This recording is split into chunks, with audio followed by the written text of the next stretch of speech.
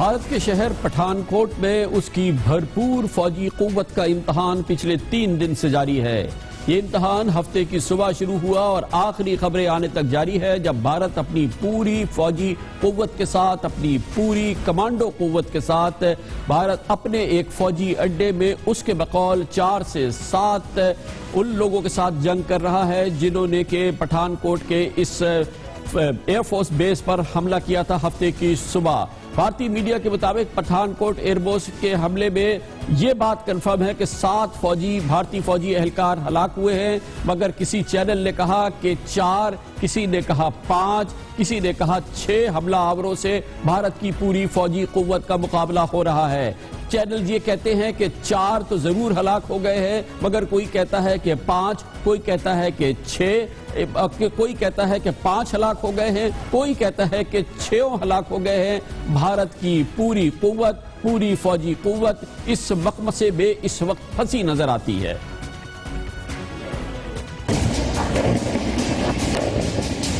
पठानकोट में आतंकी हमले के 38 घंटे बीत चुके हैं। तलाशी अभियान पठानकोट एयरबेस पर अंजाम दिया जा रहा है। पठानकोट एयरबेस स्टेशन पर लगातार 43 घंटे तक ये ऑपरेशन अभी तक चल रहा है। ऑपरेशन को 48 घंटे बीतने वाले हैं, उसके बावजूद ये क्लियर नहीं हो पा रहा है कि चल क्या रहा है, हो क्या रहा है, फुल स्टॉप कब लगेगा। पठानकोट हमले का दूसरा दिन, दहशतगर्दों की दहशत खत्म हो गई, लेकिन 2 आतंकवादियों को खत्म नहीं किया जा सका। पठानकोट में आतंकवादियों से एनकाउंटर में 52 घंटे से भी ज्यादा बीत चुके हैं, लेकिन अभी भी एनकाउंटर जारी है। लगातार ऑपरेशन चल रहा है देर रात से लेकर अभी तक। पठानकोट एयर बेस पे हमले का तीसरा दिन है और लगातार पूरी रात फायरिंग होती रही है। मुख्तसरन और सही अल्फाजों में, सच अल्फाज में तो कह सकते हैं कि बदहवासी का आलम है। कैसे? गुज़िश्ता रोज भारत के एक न्यूज चैनल ने तो हमला आवरों की लाशें भी जारी कर दी और दावा किया कि 6 के 6 हमला आवर मार दिए गए हैं। ये स्क्रीन पे आप देख रहे हैं वो तस्वीर जो कि जारी की भारतीय चैनल इंडिया टुडे ने, और जिसमें के इन 6 अशखास की तस्वीर दिखाई गई फौजी यूनिफॉर्म, जैसे कि दावा किया गया था कि ये 6 लोग फौजी यूनिफॉर्म पहने हुए हैं। दिखाया गया कि इन 6 के 6 को मार दिया गया है। हम आपको बताते हैं ये तस्वीर किसकी है। ये दरअसल ये तस्वीर शाम के थके हारे फौजियों की है जो नींद में मदहोश है, और एक अरब सहाफी ने जून 2015 में अपने फेसबुक पेज पर शेयर की थी, और ये है वो ओरिजिनल तस्वीर जो आपके सामने है। और वो तस्वीर जो भारत के मीडिया ने दिखाई 6 कमांडोज की, जिनको के बकौल उसके भारतीय फौज ने हलाक कर दिया था। ये कल सुबह दावा किया गया था जो कि अभी तक पूरा नहीं हुआ है, और ये है वो बदहवासी की तस्वीर, असल तस्वीर और जाली तस्वीर और बदहवासी की तस्वीर जो कि इस वक्त भारत में आया नजर आती है। 30 दिसंबर को इतलात के मुताबिक इसी ओडी में 30 दिसंबर का एक वाकया अगर हम आपको याद दिलाएं तो आपको याद होगा कि गोश्त रखने के मुल्जिम में एक मुसलमान को संसार कर दिया गया था, और 28 दिसंबर को उत्तर प्रदेश की लेबोरेटरी ने 90 दिन बाद ये रिपोर्ट जारी की थी कि फ्रिज से पाया गोश्त बीफ था या मटन था। यानी कि भारत अपनी पूरी साइंसी कुव्वत और अपने पूरे अंदाजों के मुताबिक और पूरे जो उसके पास तफ्तीशी और तहकीकाती ज़राए हैं उसके बाद भी बीफ और मटन में फैसला करने में उसको कई हफ्ते गुजर जाते हैं, लेकिन इस बात का फैसला करने में उसको चंद मिनट भी नहीं लगे कि दरअसल जो हमलावर थे ये पाकिस्तान से आए थे, भावलपुर से आए थे, जैश ए मोहम्मद ने भेजे थे, और ये सब कुछ था, जबकि उसको मटन में और बीफ में फर्क करने में तकरीबन कई हफ्ते लग गए थे, और ये तमाम चीजें भारतीय मीडिया में सामने आई थी।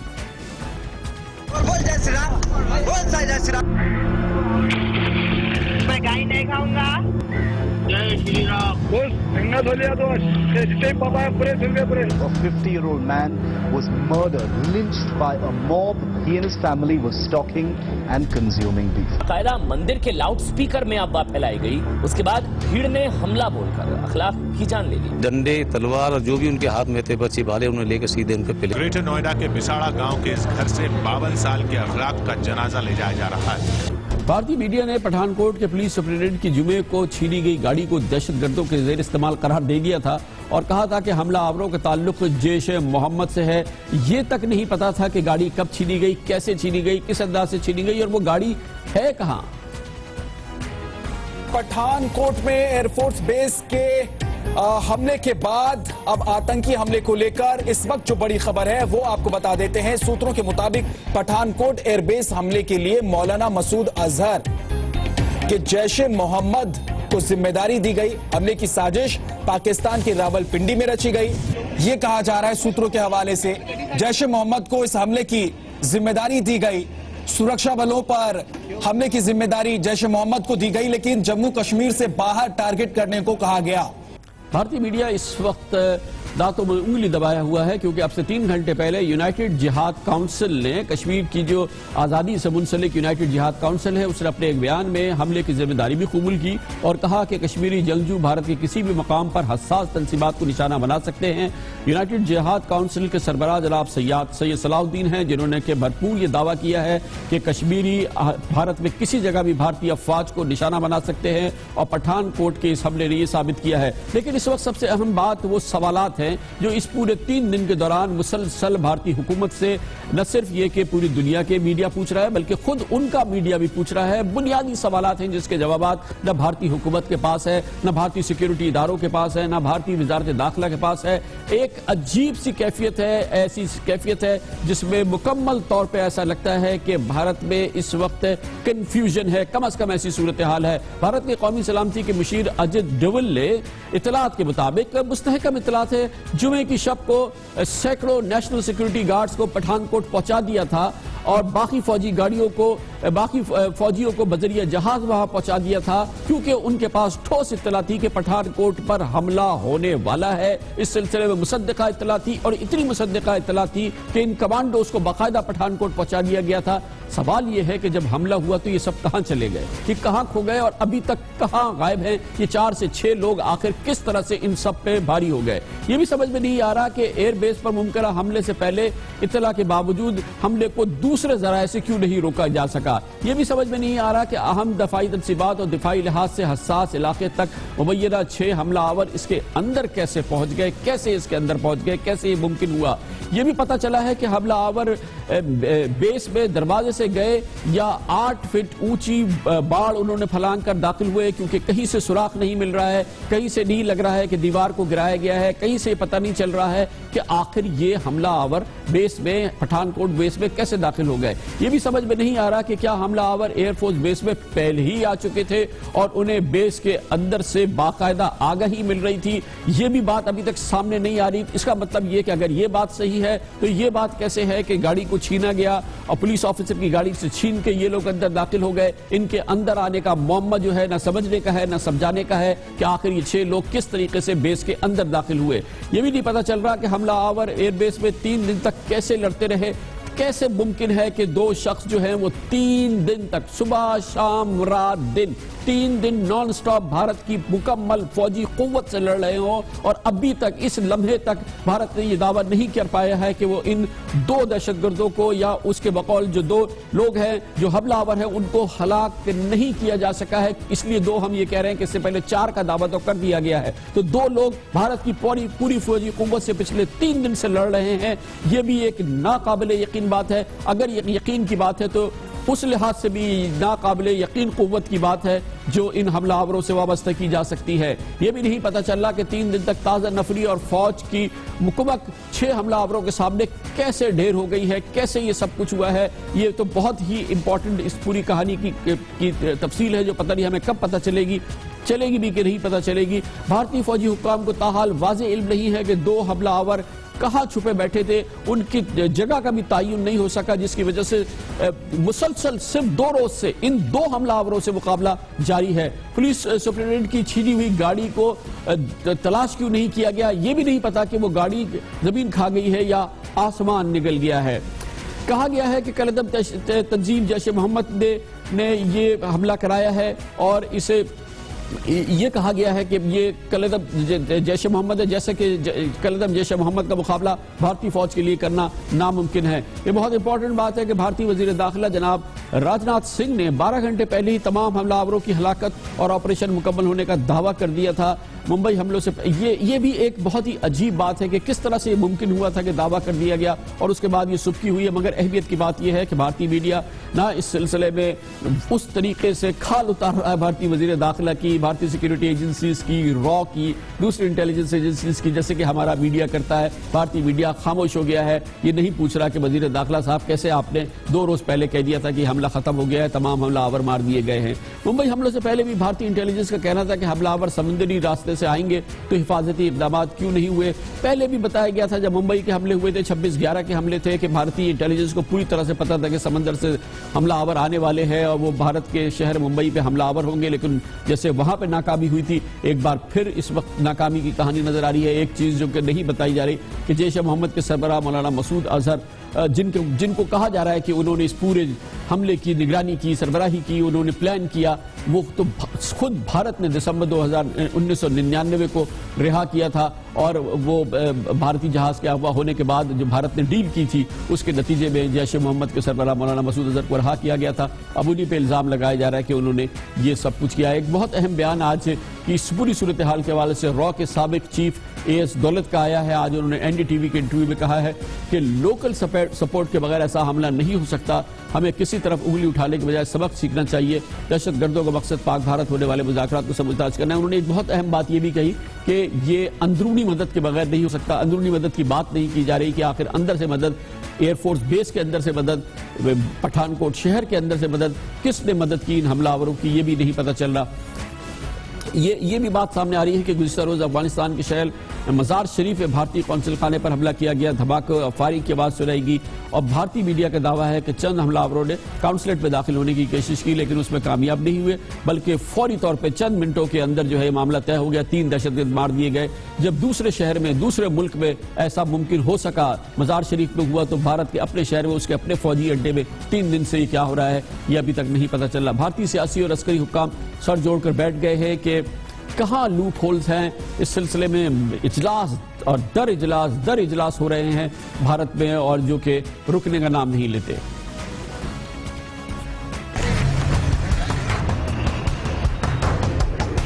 भारत के ऊपर यदि किसी प्रकार का टेररिस्ट अटैक होगा तो हम उसका मुंहतोड़ जवाब भी देंगे।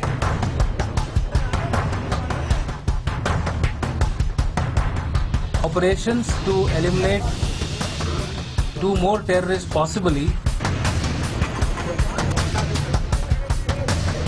देश के लिए उन्होंने अपनी जान दी है। माहिरीन भी इस सिलसिले में बहुत तजज्जुब का शिकार है, चाहे पाकिस्तानी माहिरीन हो, बैनुल अक़वामी माहिरीन हो, सिक्योरिटी माहिरीन, फौजी माहिरीन, कि आखिर हुआ क्या है और इस सिलसिले में उनका क्या ख्याल है कि ये कोई अंदरूनी मिली भगत है, किस तरीके से ये प्लान हुआ है। ये हम भी पूछते रहे पाकिस्तान के जो टॉप सिक्योरिटी एक्सपर्ट्स हैं उनसे।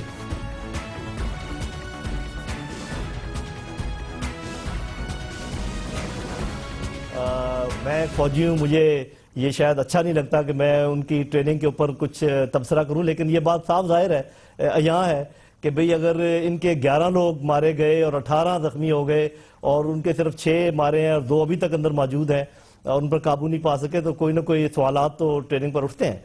साफ जाहिर है कि पाकिस्तान चूंकि पिछले 10-15 साल से इस जंग में मुलव्वस है, तो वो ट्रेनिंग का मुकाबला तो उस तरीके से खैर किया नहीं जा सकता। इसमें अचंभे की बातें ये हैं, एक तो 3 दिन वाली बात, दूसरा ये कि किसी ने इसकी जिम्मेदारी कबूल नहीं की, ये बड़ी हैरत अंगेज बात है। वरना इस किस्म का वाकया हो तो कोई ना कोई ग्रोह बड़ी जल्दी इसकी जिम्मेदारी कबूल कर लेता है। फिर अब ये देखिए कि ये किसी हाई वैल्यू टारगेट की तरफ नहीं गए, किसी जहाज को निशाना नहीं बनाया, कमांड एंड कंट्रोल की किसी बात, किसी तंसीब को निशाना नहीं बनाया, तो ये चीज भी थोड़ा सा हैरत अंगेज है। मुझे ये मालूम होता है कि ये कोई अंदर के भेदी हैं, जिस तरीके से वो वहां पर टिके हुए हैं और उन्होंने अपनी सफबंदी की हुई है, ये वहां अंदर के तमाम हालात और अंदर के तमाम नक्शों को अच्छी तरह जानते हैं। और अगर इतनी देर से वो लड़ाई कर रहे हैं तो ये तमाम चीजें उठाकर साथ नहीं ले जा सकते, कुछ ना कुछ जरूर वहां पहले से मौजूद था। असला बारूद जो 3 दिन से इस्तेमाल हो रहा है, 3 दिन का असला, 3 दिन का बारूद कोई अपने कमर पे उठा के नहीं ले जा सकता।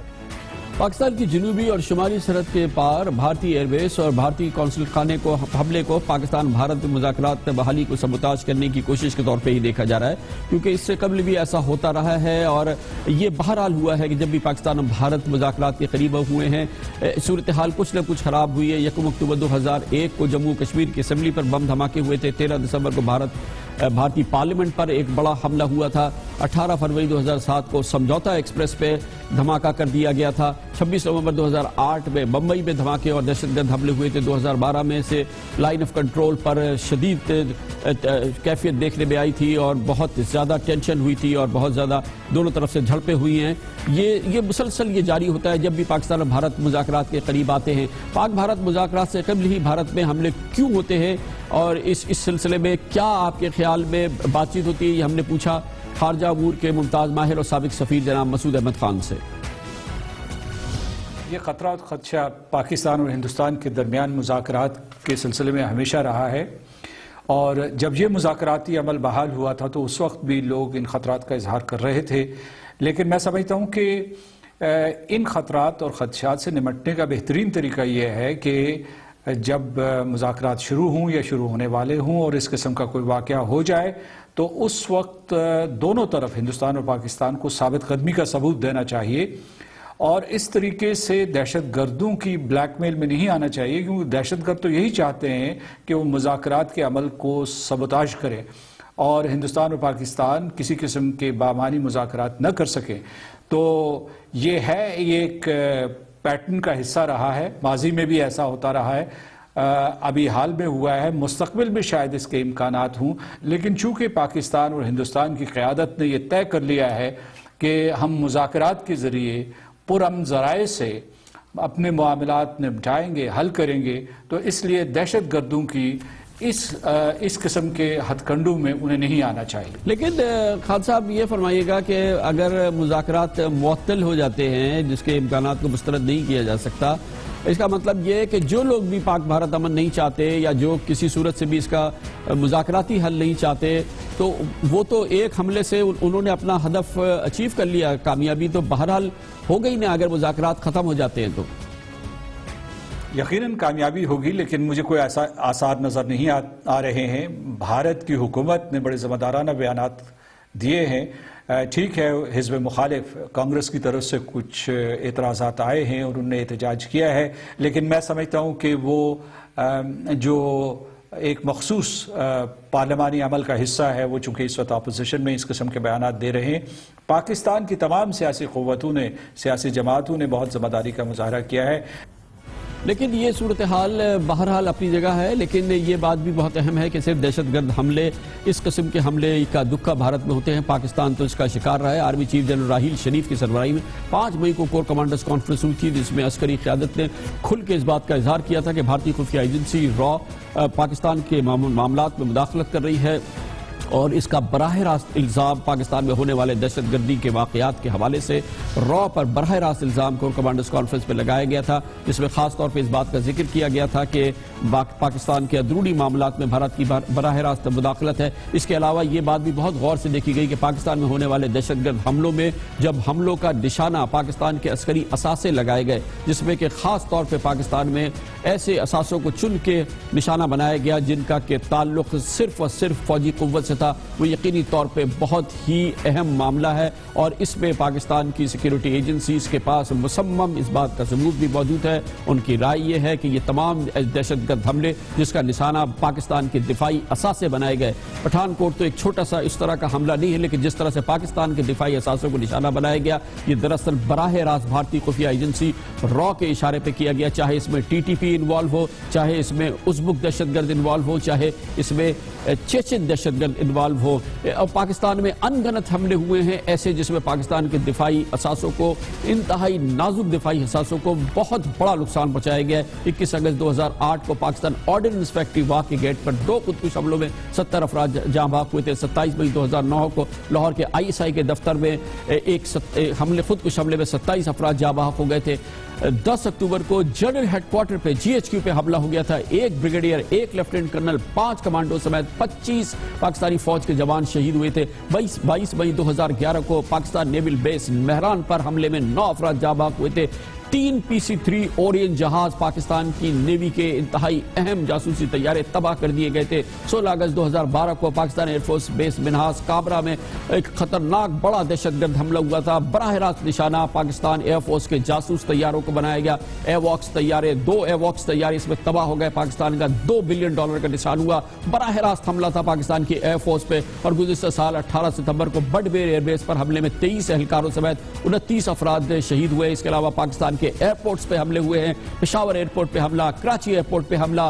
किसी भी दहशतगर्द के लिए इन दिफाई असासों को, फौजी असासों को हमला बनाना समझ से बाहर बात थी। इसीलिए ये बात सब तस्लीम की गई और सबूत के साथ तस्लीम की गई कि दरअसल भारतीय खुफिया एजेंसी पाकिस्तान में होने वाले दिफाई हमलों में जो पाकिस्तान के फौजी असासों पे, कुल्ली तौर पर फौजी असासों पे हमले किए गए, दरअसल ये भारत की खुफिया एजेंसी की कार्रवाई है। लेते हैं कमर्शियल ब्रेक और उसके बाद जिक्र होगा मुत्तहदा कौमी मूवमेंट का, जिसने के इख्तिताम हफ्ता एक और झटका दिया मगर सिर्फ 3 घंटे के लिए, जब MQM के राब्ते कमेटी का फ़राइज़, लंदन की पूरे फ़राइज़ एक साहब मंजूर के हवाले कर दिए गए। हमारी बड़ी कोशिश थी कि मंजूर साहब को ढूंढे जिनके पास MQM की इतनी कलीदी जिम्मेदारी हुई थी, मगर हम कामयाब नहीं हुए। इस दिलचस्प डेवलपमेंट पर बात करेंगे छोटे से कमर्शियल ब्रेक के बाद। गुज़िश्ता हफ्ते अपने आखिरी प्रोग्राम में हमने जिक्र किया था मुत्तहदा कौमी मूवमेंट की लंदन की राब्ता कमेटी को मुअत्तल कर दिया गया था और ये एक बड़ी ड्रामाई सूरत हाल थी, क्योंकि मुत्तहदा कौमी मूवमेंट इस वक्त मुख्तलिफ अहम मसाइल से दो चार है। बहुत ही अहम उसके सामने काम है। मुंतखब मुकामी हुकूमतों का क़याम, पीपल्स पार्टी से मुज़ाकरात, बहुत सारी ऐसे मामलात हैं। लेकिन अचानक राब्ता कमेटी का तहलील हो जाना और उसको मुअत्तल कर देना, ये एक बहुत बड़ी खबर थी। लेकिन बहरहाल MQM के लिहाज से नहीं, जैसा कि हमने अपने प्रोग्राम में बताया था, उससे भी ज़्यादा दिलचस्प बात यह थी कि राब्ता कमेटी तो चली गई, लेकिन जिन साहब को उनकी जगह तमाम चार्ज दे दिया गया था, उनका नाम मंजूर बताया गया था। आज हमारी पूरी कोशिश ये रही कि वो मंजूर साहब कौन थे जिन पर जनाब अल्ताफ हुसैन का इतना बड़ा इत्मीनान था कि उन्हें लंदन की राब्ता कमेटी को जब हटाया गया तो उनको सारा इख्तियार दे दिया गया। भरपूर कोशिश के बावजूद हम नहीं तलाश कर पाए हैं कि मंजूर साहब कौन हैं, उनका MQM में क्या पोजीशन है, बैकग्राउंड क्या है। हमें सिर्फ एक जरिए ने बताया कि शायद वो तवील अरसे तक पहले पाकिस्तान में थे, अब लंदन गए हैं, लेकिन कभी भी उनके पास कोई अहम जिम्मेदारी नहीं हुई है। उन्होंने कहा कि जनाब अल्ताफ हुसैन ऐसे लम्हात में अपने ख्याल से फैसला करते हैं और इस बारे में कोई अचंभे की बात नहीं कि कोई एक ऐसा शख्स जिसका नाम MQM वालों ने भी ना सुना हो, उसे पूरी जिम्मेदारी संभाल दी जाए, दे दी जाए। इसी तरह से जनाब मंजूर को जिम्मेदारी दी गई थी। कल हमने जुमे को जब अपना प्रोग्राम किया था 10:05 के करीब हमने आपको बताया था कि अब राब्ता कमेटी जो है ये जैसे MQM का मामूल का अमल है, कोई अंदर की खबर नहीं थी कि ये किसी वक्त भी बहाल हो सकती है। हमने ये भी कहा था कि चंद दिन में भी बहाल हो सकती है, चंद घंटों में बहाल हो सकती है, हत्ता कि चंद मिनट में भी प्रोग्राम में बहाल हो सकती है। हमने कहा था कि इस प्रोग्राम के शायद आखिर में भी बहाल हो सकती है, लेकिन अगर हो जाएगी तो हम इसका जिक्र नहीं करेंगे क्योंकि ये कोई गैर मामूली अमल नहीं होगा। ये सब कुछ बिल्कुल ऐसा ही हुआ। अल्ताफ हुसैन का अपने नायबीन पर कभी एतमाद उठता है और अगले ही रोज बहाल हो जाता है। अभी हम यकीन से नहीं कह सकते कि अगर लंदन की राब्ता कमेटी मुअत्तल हुई है तो ये कितने दिनों के लिए हुई है या कितने घंटों के लिए हुई है, क्योंकि हमें नहीं पता कि हो सकता है कि आइंदा चंद घंटों में ये राब्ता कमेटी बहाल हो जाए, हो सकता है कि आइंदा चंद घंटों में ये राब्ता कमेटी बहाल हो जाए, और ये भी खारिज इम्कान नहीं है कि इस प्रोग्राम के दौरान ही ये राब्ता कमेटी बहाल हो जाए। मुत्तहदा की कायद ने 6 घंटे बाद ही राबिता कमेटी लंदन को बहाल कर दिया। कायम मकाम कन्वीनियर नदीम नुसरत भी जिम्मेदारियां अंजाम देते रहेंगे। उसके लिए हम अलहदा प्रोग्राम नहीं करेंगे। बहाल हो गई तो समझिएगा कि बहाल हो गई है।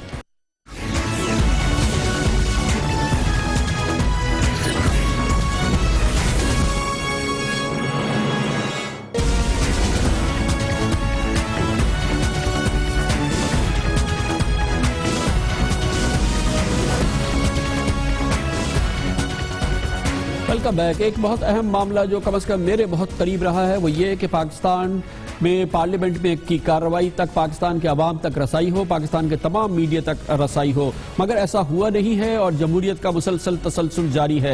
दूसरी मुद्दत है जमहूरियत की जिसमें कि पाकिस्तान की अवाम को अपनी पार्लियामेंट में होने वाली कार्रवाई तक बिला रोक टोक रसाई हासिल नहीं है। ये तमाम इस वक्त मोनोपोली अभी भी पाकिस्तान के सरकारी टेलीविजन यानी PTV के पास है। PTV जब चाहता है टेलीविजन पर पार्लियामेंट की कार्रवाई दिखाता है, जब चाहता है नहीं दिखाता है, जिसको चाहता है दिखाता है, जिसको चाहता है नहीं दिखाता। हुकूमत के जिन लोगों की उसको समझते हैं कि ये अहम है, उनकी तकारीर डायरेक्ट दिखा देते हैं, लेकिन हिज़्ब इख्तिलाफ से अगर उसका जवाब आए तो वो दिखाना जरूरी नहीं समझते। कायदे हिज़्ब इख्तिलाफ उसमें खास तौर पर शामिल हैं कायदे ऐवान, यानी कि वज़ीर आज़म पार्लियामेंट में बोलेंगे तो वो जरूर दिखाया जाएगा। कायदे हिज़्ब इख्तिलाफ कभी बोलेंगे तो शायद ही कभी दिखाया जाए, अक्सर नहीं दिखाया जाएगा।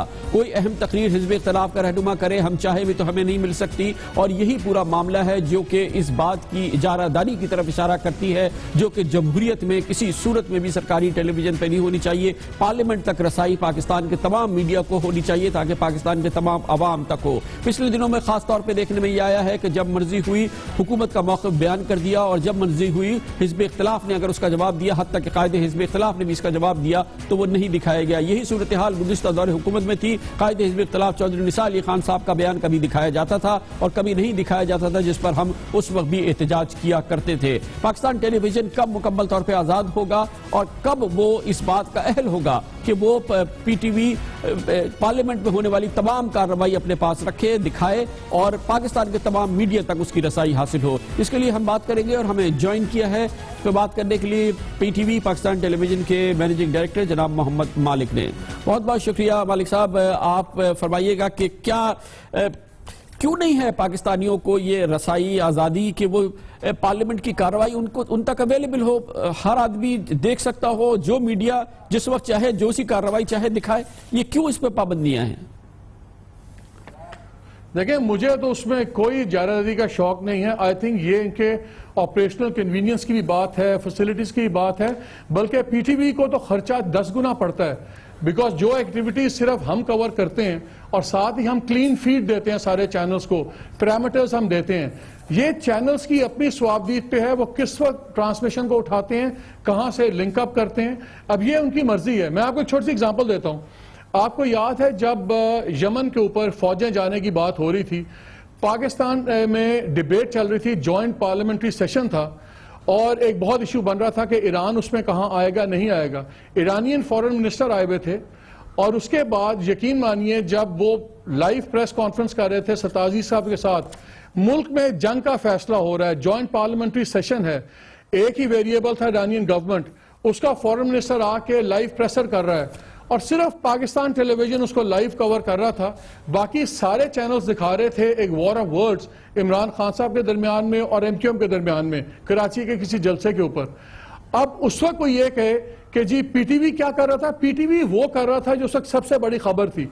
पीटीवी ने सबको क्लीन सिग्नल दिया होता है, सबको पैरामीटर्स दिए होते हैं। ये कैसे होता है कि जब कोई हुकूमत के हक में तकरीर कर रहा हो तो वो आप नशरियात रोक के भी दिखा देते हैं, opposition leader of the opposition कोई तनकीदी बात कर रहा हो तो वो नहीं दिखाते, जब आपको जरूरत होती है लीडर ऑफ द ऑपोजिशन की सुना देते हैं, जब आपकी मर्जी होती है आप नहीं दिखाते, और जब आपको दिखाना हो तो एक आम मेंबर भी, जनाब महमूद खान अचकज़ई ने तकरीर की, आपने रोक के बराह रास्त दिखा दी, और वजीर आजम तकरीर करेंगे, जाहिर है वो हर सूरत में दिखाया जाएगा। तो ये पिक एंड चूज कैसे होता है?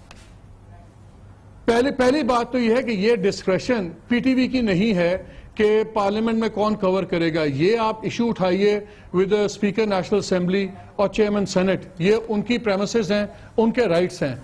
हमें तो जब हमारी दो प्रायोरिटीज हमेशा होती हैं, एक तो जो भी पॉलिसी स्टेटमेंट्स हैं गवर्नमेंट की, मिनिस्टर की, जो पॉलिसी स्टेटमेंट्स आम आदमी के लिए होती हैं, वो किसी सरकारी के लिए नहीं होती। Policy statements are for you and me. हम तमाम पॉलिसी स्टेटमेंट्स जरूर दिखाते हैं। उन पॉलिसी स्टेटमेंट्स के ऊपर जो leaders of parliamentary, leaders of political parties हैं, हम उन सबको भी दिखाते हैं। अब जहां रह गई बात, तो वहां पे तो 300 प्लस मेंबर्स हैं, हमारे पास भी महदूद एयर टाइम है, मैं 300 लोगों की स्पीच नहीं दिखा सकता। तो ये पॉलिसी नहीं बन सकती कि लीडर ऑफ द ऑपोजिशन को दिखाना ही है? ये कैसे मुमकिन है कि कब दिखाना है कब नहीं दिखाना? Leader of the opposition policy में नहीं आ सकता। नहीं, ये कभी भी नहीं होता। ना, ये हमारा ये तयशुदा असूल ये है कि हमने दिखाना है, ये तयशुदा असूल है कि हमने दिखाना है। लेकिन बात सिर्फ ये होती है, मैं तो आपसे इसलिए स्पेसिफिक पूछा है, अगर आप मेरे से ऑफ द कप पूछें तो मुझे जेन्युइनली, जी मैं आपको बता देता हूं, ये सिंध के मामले पे विफाकी वजीर दाखिला जनाब चौधरी निसार अली खान ने बड़ी जबरदस्त पॉलिसी तकरीर की। सिंध के मामले में विफाकी हुकूमत का मौक़िफ़ भी बयान किया फ्लोर ऑफ द हाउस पे। जब जवाब दिया खुर्शीद शाह साहब ने कायदे हिज़्ब इख्तिलाफ का, वो आपने नहीं दिखाया, आपने कहा स्पेसिफिक, मैंने आपको स्पेसिफिक बताया। पहली बात तो यह है कि जो चौधरी निसार की तकरीर अभी चली थी ये लाइव नहीं चली थी, हमने भी रिकॉर्ड करके बाद में चलाई थी। तो ये टेप साहब सबके पास थी, ना हमने चौधरी निसार को लाइव दिखाया ना ही हमने किसी और को काटा। लेकिन ये खुर्शीद शाह साहब का क्यों नहीं अवेलेबल है? क्यों? क्या अगर हम चाहें तो हम कैसे दिखाएं? आपको शीशा को आप अगर हम चला रहे हैं, अगर हम दिखा रहे हैं, आप हमारा फ्री सिग्नल ले लीजिए, रिकॉर्डिंग्स हैं सारी वहां पे। आपने ये तकरीर नहीं दिखाई खुर्शीद शाह साहब की, जब उन्होंने सिंध के मामले में बयान दिया वो आपने नहीं दिखाई। मैं चैलेंज करता हूं, आपने नहीं दिखाई। टू बी वेरी ऑनेस्ट, मुझे ये नहीं पता बता के कंप्लीट दिखाई गई है या नहीं दिखाई गई है। नहीं दिखाई सर, नहीं दिखाई, बिल्कुल नहीं दिखाई। इसमें कोई पॉलिसी डिसीजन नहीं है कि आप उनको दिखाएंगे या नहीं दिखाएंगे, ना कोई डायरेक्शंस है ना कोई कुछ है। हो सकता है कि उस दिन प्रोग्रामिंग इस नेचर की हो कि हमने उनको खबरों में तो पूरा दिखाया हो, खबरों में की पॉइंट्स लिए हो, लेकिन कोई चीज उतना टाइम हमारे पास ना अवेलेबल हो। तो ये तय कौन करता है कितना दिखाना है, कब दिखाना है, किसको दिखाना है, किसको नहीं दिखाना है? ये कहां तय होता है मालिक साहब? पहली बात तो यह है कि Kamran, this is not our decision. ये स्पीकर का और नेशनल असेंबली का है मसला कि वो फैसिलिटीज प्रोवाइड करें, वो मेरी प्रेमिसेस नहीं है। मैं भी एक ब्रॉडकास्टर के तौर पे हो जाता हूं, लेकिन आई थिंक एक चीज अपनी ऑडियंस के लिए आपको जरूर बतानी चाहिए कि एक इंसिडेंट से ये प्लीज तासुर ना दें।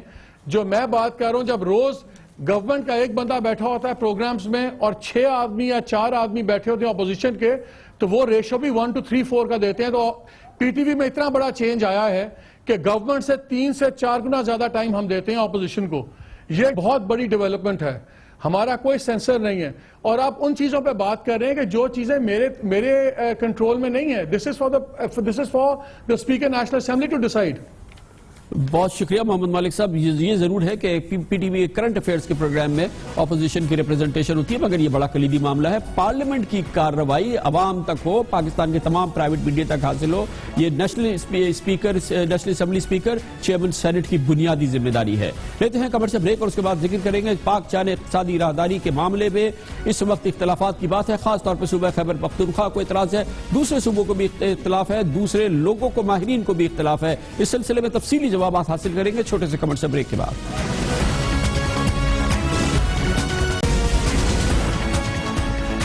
Welcome back. अब चाहे मुल्क के अंदर हो या लोग मुल्क के बाहर, माहिरीन बैनुल अक़वामी हो या पाकिस्तानी, इस बारे में कोई दो राय नहीं है कि पाक चीन इक़्तिसादी राहदारी मंसूबा इस पर अमल हो गया तो ये पूरे खित्ते के लिए गेम चेंजर होगा। पाकिस्तान की मईशत को 4 चांद लग जाएंगे अगर इस पर इसकी रूह के मुताबिक अमल हो गया। लेकिन इससे पहले कि इस पर अमल हो, इसका प्रोसेस बहरहाल शुरू हो गया है, लेकिन मुल्क के अंदर इस हवाले से सवालात भी उठाए जा रहे हैं। शुकूक की भी बात हो रही है और हिज़्ब इख्तिलाफ इस सिलसिले में मजबूत सवालात भी उठा रही है और इख्तलाफात का इजहार भी कर रही है। हमारी कोशिश रही है इस प्रोग्राम के जरिए कि इस मंसूबे के हवाले से जो भी सवालात हों, जो शुकूक शुबात हों, उनको डिस्कस किया जाए। उस हवाले से इंडिपेंडेंट रिपोर्ट्स भी हम आपके सामने पेश करते रहें। आज इन सवालात के जवाब देने के लिए पाक चीन इक़्तिसादी राहदारी मंसूबे के हवाले से मुंसलिक शुकूक को दूर करने के लिए हमने दावत दी है। हमारे साथ मौजूद है विफाकी काबीना के पाक चीन इक़्तिसादी राहदारी मंसूबे के हवाले से सबसे अहम वजीर, विफाकी वजीर मनसूबाबंदी जनाब एहसन इकबाल। बहुत बहुत शुक्रिया एहसन इकबाल साहब। हमें यकीन है कि हुकूमत चाहती है कि इस सिलसिले में जो इख्तलाफात या कोई शुकूक या सवाल पेश किए जा रहे हों उसका भरपूर वो जवाब दे, उनको दूर करे। एक जिम्मेदार जो सवाल सामने आया है वो जिम्मेदार शख्सियत पाकिस्तान तहरीक इंसाफ के सरबराह जनाब इमरान खान जब वो पार्लियामेंट में लौटे इस साल के शुरू में पहली जनवरी को, तो उन्होंने पाक चीन इक़्तिसादी राहदारी मंसूबे पे अपनी सबसे अहम बात की है। मैं आपको उनकी बात का एक मुख्तसर सा हिस्सा सुनाता हूं, उसके बाद आप काइंडली उसका जवाब इनायत फरमाइएगा। सीपैक ये बहुत बड़ा इशू बनने लगा है। पख्तूनख्वा की सारी पॉलिटिकल पार्टीज ने इसकी मुखालफत की है। 2013 से MOU साइन हुआ था चाइनीज के साथ। क्यों नहीं इसके ऊपर डिस्कशन की? क्यों नहीं सारों को एतमाद में लिया?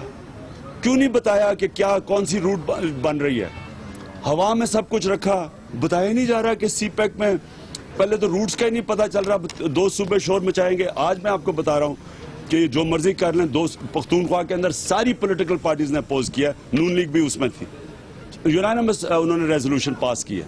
तो ये तो एक और कालाबाग डैम का कंट्रोवर्सी करने लगे हैं। जी एहसन इकबाल साहब। जी बहुत शुक्रिया कामरान साहब, आपने मौका दिया। सबसे पहले तो मैं ये बात वाज़ेह करना चाहूँगा कि हुकूमत ने किसी किस्म की सीक्रेसी नहीं बरती और इमरान खान साहब जो कह रहे हैं कि बताया नहीं गया, वज़ीर आज़म ने 2 ऑल पार्टीज कॉन्फ्रेंसेस की जिसमें मैंने इस मंसूबे के हर डिटेल को कौमी क़यादत के सामने पेश किया। उसके बाद कौमी असम्बली और सेनेट की मुख्तलिफ कमेटियों में जाकर इसके ऊपर प्रेजेंटेशन दी।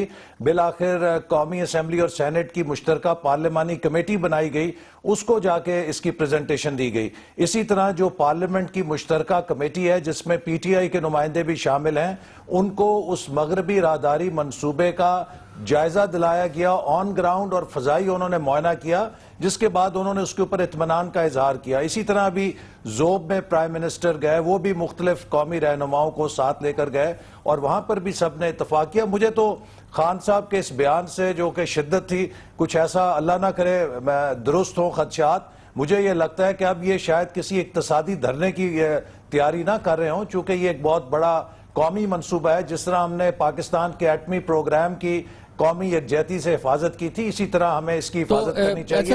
अगर इमरान खान साहब को कोई जो स्पेसिफिक बातें सामने आई हैं, जो सवालात सामने आए हैं, उसमें एक बहुत अहम चीज थी जो सामने आई थी, जो गवर्नर स्टेट बैंक से मंसूब की गई थी और रॉयटर्स ने उसको बाकायदा जारी किया था, जिसमें उनकी खबर के में ये बात थी जिसमें कहा गया था कि उन तक को पूरी तरह से पिक्चर नहीं है कि इसमें लोन्स कितने हैं, इसमें ग्रांट्स कितनी हैं, इसकी जो फाइनेंशियल जो इंग्रेडिएंट्स हैं वो किस तरह से कॉन्स्टिट्यूट किए गए हैं, इसके अंदर की बहुत सारी पेचीदगियां हैं जिसका कि गवर्नर स्टेट बैंक ने भी उस वक्त कहा था कि उन्हें एहसास नहीं। और ये बात और भी दूसरे लोग भी कह चुके हैं। क्या ये शफाफ तरीके से पब्लिकली डिस्क्लोज नहीं की जा सकता तमाम मामला? नहीं, ये सारी मालूमात ऑल पार्टीज कॉन्फ्रेंस के सामने और जितनी सेनेट कौमी असेंबली की कमेटियां हैं उनके सामने बार बार रखी जा चुकी हैं। दरअसल मसला ये है कि लोग बहुत सिंपल लेते हैं चीजों को। अब $46 बिलियन का ये तासुर एक है कि जैसे चीन की हुकूमत पाकिस्तान की हुकूमत की जेब में $46 अरब डाल रही है और पाकिस्तान की हुकूमत ने उसकी बंदर बांट करनी है, ये दुरुस्त नहीं है। इस $46 अरब में से तकरीबन $38 अरब तवानाई के शोबे में है, जो IPP मोड में प्राइवेट सेक्टर इन्वेस्टमेंट है पाकिस्तान के अंदर। वो किसी किस्म का हुकूमत को कर्जा नहीं मिल रहा, किसी किस्म की हुकूमत की डिस्क्रिशन नहीं है कि आपने पावर प्रोजेक्ट यहां लगाना है या वहां लगाना है। वो चीन का प्राइवेट सेक्टर है जो पाकिस्तान में इन्वेस्टमेंट कर रहा है और इसका मकसद ये है कि अगर हमने 2030 तक इस बड़े मंसूबे को लेकर चलना है तो हमारी मईशत के अंदर जान होनी चाहिए और मईशत तब जानदार होगी जब उसकी तवानाई का मसला हल होगा। अभी ये कहते हैं कि जी इंडस्ट्रियल जोन मगरबी रूट से उठा के मशरकी रूट पे डाल दिए गए, जो कि बेबुनियाद है। चूंकि अभी हमारे पास मौजूदा कारखानों को देने के लिए पूरी बिजली नहीं है, तो नए इंडस्ट्रियल जोन कौन लगाएगा? नए इंडस्ट्रियल जोन तो तब लगेंगे जब हम बिजली की कमी पर काबू पा लेंगे। इसी तरह जो हमारा वेस्टर्न रूट है उसके ऊपर 13 फौजी जवानों की जान के नजराना पेश किया जा चुका है। वो बड़ी बहादुरी के साथ उसके ऊपर काम कर रहे हैं और अगर ये कोई कहे कि मगरबी रूट पे काम नहीं हो रहा तो वो उन शहीदों के खून के साथ ज्यादती है। तो मैं सिर्फ ये अदब से कहना चाहूंगा, थोड़ा सा ये भी एक्सप्लेन कीजिएगा कि CPEC में जो प्रोजेक्ट सामने आते हैं, मिसाल के तौर पे ये बात पूछी जा रही है कि ये जो ऑरेंज लाइन मंसूबा है ये कैसे CPEC में शामिल हो गया। मिसाल के तौर पे अगर ये मास ट्रांजिट का एक मंसूबा है, CPEC में आ गया, ऐसा ही कोई मंसूबा कराची जहां पर मास ट्रांजिट नाम की कोई चीज नहीं है, उसका कोई मंसूबा CPEC का हिस्सा क्यों नहीं है? एक सवाल है, इसका क्या जवाब है? जी, इसका जवाब यह है कि ऑरेंज लाइन का मंसूबा CPEC का हिस्सा नहीं है। इस पर 2013 से पहले से चीफ मिनिस्टर पंजाब काम कर रहे थे और ये 100% पंजाब हुकूमत के खजाने से उन्होंने लोन लिया है और उसको उन्होंने अदा करना है। वफाकी हुकूमत का एक पैसा ऑरेंज लाइन के अंदर नहीं है। इसी तरह चाहे लाहौर का पिंडी का मेट्रो बस का मंसूबा है, ये सब पंजाब हुकूमत अपने खजाने से लगा रही है। खैबर पख्तूनख्वा हुकूमत ने पिछले साल हमें कहा था कि हम एशियन डेवलपमेंट बैंक से मेट्रो बस पेशावर में बनाना चाहते हैं, तो हमने उनको उसी वक्त इजाजत दे दी थी कि आप फाइनेंसिंग लें, लेकिन इसको 1 साल गुजर गया, वो कुछ नहीं कर सके। अच्छा, तो अब अगर एक सूबे में वजीर आला मेहनत करके मंसूबे लगा रहा है तो हम उसे कहें कि जिसको सबक याद हुआ उसी। बहुत अच्छी बात है। ऐसे इकबाल साहब, एक स्पेसिफिक एतराज जनाब परवेज खटक ने उठाया इमरान खान साहब ने जनरल बात की थी, लेकिन चीफ मिनिस्टर एंड KPK ने एक स्पेसिफिक सवाल उठाया, उनका एक स्पेसिफिक एतराज है, जरा सुनिएगा फिर जवाब इनायत फरमाइए। सिंपल हमारा एक ही डिमांड है कि जो ईस्टर्न रूट है हमें उस पर कोई इतराज़ नहीं, हम उसको सपोर्ट करते हैं, लेकिन हम ये भी चाहते हैं कि जो ईस्टर्न रूट में चीज़ें दी गई हैं वो सारे के सारे वेस्टर्न रूट में होनी चाहिए, क्योंकि अगर इस रूट पर अगर इस पे बिजली की लाइनें ना हो, इस पे गैस और LNG के लाइन ना हो, इसमें फाइबर ऑप्टिक ना हो, इस पे रेलवे ट्रैक ना हो, तो फिर कहाँ से वहाँ पर इकोनॉमिक जोन बनेंगे, कैसे इंडस्ट्री बनेगी, कैसे सिक्योरिटी होगी। तो ये जो रूट बलूचिस्तान से होते हुए, खैबर पख्तूनख्वा से होते हुए, हरीपुर से होते हुए गिलगित तक जा रहा है, इसमें ये सारी चीज़ नहीं है। तो गिलगित को भी ये चीज़ें नहीं प्रोवाइड हो रही, बलूचिस्तान को भी नहीं हो रही है, KP को भी नहीं हो रही। जो कुछ हो रहा है, जो मैंने सारा देखा है कि क्या क्या हो रहा है, वो गवादर से पिंडी तक आके सब कुछ ख़त्म हो जाता है। जी एहसान इकबाल साहब। देखिए, ये परवेज खटक साहब कहते हैं पिंडी में खत्म हो जाता तो फिर चीन में कैसे जाएगा? अगर चीन में जाएगा तो गिलगित बल्तिस्तान से होकर ही जाएगा ना, ये गलत है। इस वक्त पहले मरहले के अंदर सिर्फ 2 चीजों पे तवज्जो है। पहला, तवानाई के ऊपर प्रायोरिटी है और 46 बिलियन में से 38 बिलियन तवानाई पर है ताकि बिजली का बहरान मुकम्मल हो। दूसरे हिस्से में इंफ्रास्ट्रक्चर के अंदर सिर्फ और सिर्फ अभी जमीनी राब्ते हमवार करने के लिए रोड्स कायम किए जा रहे हैं, और ना मशरक में ना मगरब में किसी के साथ अभी कोई इजाफी सहूलत नहीं दी गई। अगर वो कहते हैं कि मगरबी रूट के ऊपर फाइबर ऑप्टिक दी जाए जो कि मशरकी रूट पे फाइबर ऑप्टिक दी जा रही है, तो ऐसी अभी फाइबर ऑप्टिक ना मशरकी रूट पे है ना मगरबी रूट पे है। पहले मरहले में हमारे पेश नजर यह है कि हम जमीनी राब्ते गवादर और खुंजरा के दरमियान कायम करें, और उसके बाद इंशाल्लाह रफ्ता रफ्ता ये सारी सहूलतें तमाम रूट्स के ऊपर आएंगी। लेकिन ये तासुर देना कि मगरबी रूट पर सहूलतें नहीं है, मशरकी रूट पर हैं, तो ये मैं नहीं समझता किसी भी लिहाज से मुनासिब है इससे मुतनाजा बनाया जाए इस कौमी मंसूबे को। एहसान इकबाल साहब, इसका एक बड़ा अच्छा फोरम नहीं है काउंसिल ऑफ कॉमन इंटरेस्ट के, वहां पर चारों चीफ मिनिस्टर के साथ बैठ के तमाम साहब जो हैं वो बैठ के, इसीलिए तो फोरम है, वहां पर आप इसको एक्सप्लेन कर दें, उनके सवालों के जवाब दे दें और उसको सॉर्ट आउट कर लें। वहां पर भी देंगे। मैं खुद वजीर आला साहब के पास भी जा रहा हूं और उनके एक एक नुक्ते का हम बहुत अच्छा जवाब देंगे, चूंकि इसमें कोई छुपी हुई बात नहीं है, बहुत ट्रांसपेरेंट है। और हमने तो हर फोरम पे जाके कौमी असेंबली, सेनेट, उसकी standing committees, all parties conference सबके साथ शेयर किए, और अगर इसमें कोई अच्छी तजवीज है जिससे हम इसको मजीद बेहतर कर सकते हैं, हम उसके लिए हमेशा ओपन है। और हम चाहते हैं कि हम सब मिलकर पाकिस्तान के मुस्तकबिल की इस बुनियाद को रखें, चूंकि ये बड़ी कंपेटिटिव दुनिया है। अगर हमने आपस में तनाज़ात दिखाए और हम भी उसी तरह आपस में उलझते रहे कि जैसे हमारे दुश्मन भी मुखालफत कर रहे हैं, तो ये पाकिस्तान का नुकसान होगा। बहुत बहुत शुक्रिया जनाब एहसान इकबाल हमारे साथ मौजूद थे। इसके साथ ही हमारे आज के प्रोग्राम का इख्तिताम होता है। कल आपसे फिर मुलाकात होगी। कल तक के लिए कामरान खान को इजाजत। अल्लाह हाफिज़ नासिर।